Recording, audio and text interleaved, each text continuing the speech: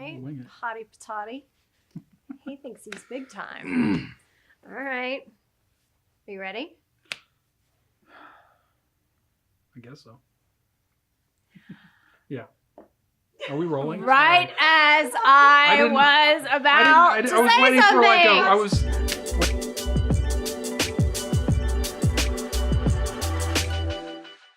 Welcome to Lifestyle Profiles. I'm Wendy McGowan Ellis, and today we have a very special guest.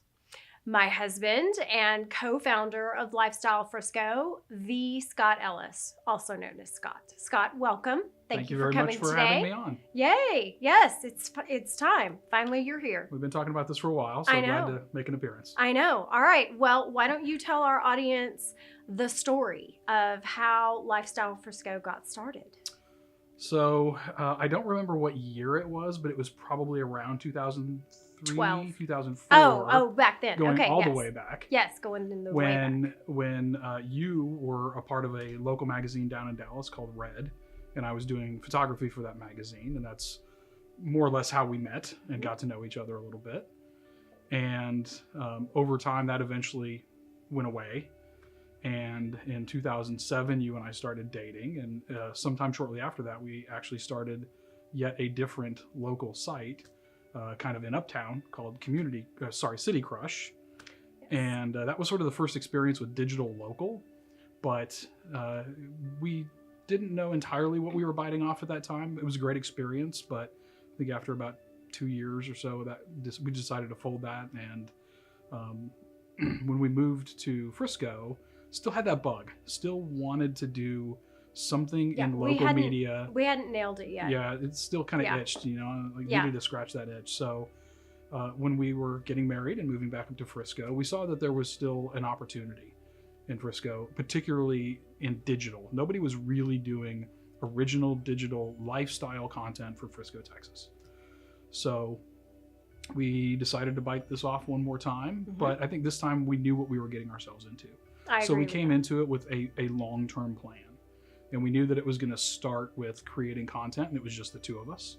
And over time, we were going to build up our audience, and then when the time was right, we would begin to make money from the site in different ways and things that we're doing now. So I have to ask, with where we are today, and I know you have a bigger vision for the future, but did you foresee where we are today? With the team that we have and the way that we're going about delivering multimedia on a digital platform. So I think Frisco. the multimedia part was definitely something that I envisioned for us. In the beginning, it was obviously written content has a lower barrier to entry, so we were doing more of that. But as our capabilities expanded, as we partnered with the Go Local guys, we were able to add video into it. I had always had an affinity for audio and podcasting, so we were able to layer that in fairly early. It certainly improved significantly over time. But things I could not have foreseen were things like our team. Yes. And how much they have just taken ownership of this and really created a company culture in many ways on their own. Certainly you and I are there to set the tone for that. But, Nicole coming on board as our editor-in-chief has done a lot to create the kind of culture that we have as a company. And I wouldn't have expected somebody to come in from the outside and own it the way that she has, and other team members that are now on board as well. So are there any particular aspects of what we have done that you are most proud of? If anything that I'm most proud of, it's that we're still doing it. We're coming up on 6 years. It. That's so true. And, it's often fun, but it's often extremely difficult. It's been very challenging. I'll be honest, there was more than one time when I thought, do we want to keep doing this? We're putting in so much work. And, before we started to actually monetize the site, I just, there were days that I questioned it a little bit, but never really wanted to give up. So other things that I wouldn't have foreseen that I'm really proud of as well are the way that we've been able to engage the nonprofit community. We recently did our first annual Give for Frisco drive, if you will, and I think it was very successful, especially given the limited amount of time that we had to promote it. We knew from early on that we wanted to be able to do something to help nonprofits to give back to the community in that way. And it took us a while to really figure out what that was. And through some conversations with other partners in the company and people that are involved, we came up with this idea for Give for Frisco. And so we got all the pages on there, and we have this nice portal that we can use to promote all the nonprofits. And then that led into an opportunity to do an annual drive for them. And out of that has come some other ideas, and I don't want to give anything away, but some other very exciting things that we're looking at for next year. Okay. So along those lines, is there anything that you're excited about that you do want to share that's coming up? Like new initiatives or new ways that we're going to be delivering content? Well, we're continuing with the formats that we have, but we are expanding. So there are going to be there's going to be more audio in the form of other podcasts besides just the Frisco podcast. In fact, by the time people are watching this, at least one more of those will probably be out. Yeah. So there's going to be a lot more of that coming down the pipe. There's always ongoing improvements on the website itself, things that we're trying to shore up and make better. And we pay a lot of attention to how our users interact with the site and what's useful for them, and what attracts them and works for them. So we're always looking at ways to improve upon that based on the feedback we get. So Scott, tell us how you are foreseeing our relationship with not only our partners, but also our clients, and how that's going to form up even more and become even deeper here in the future. So those two things are definitely distinct within our business. We have partnerships, we have clients, but there's certainly a blurry line in between them. In many ways, we try to partner with our clients as much as we can.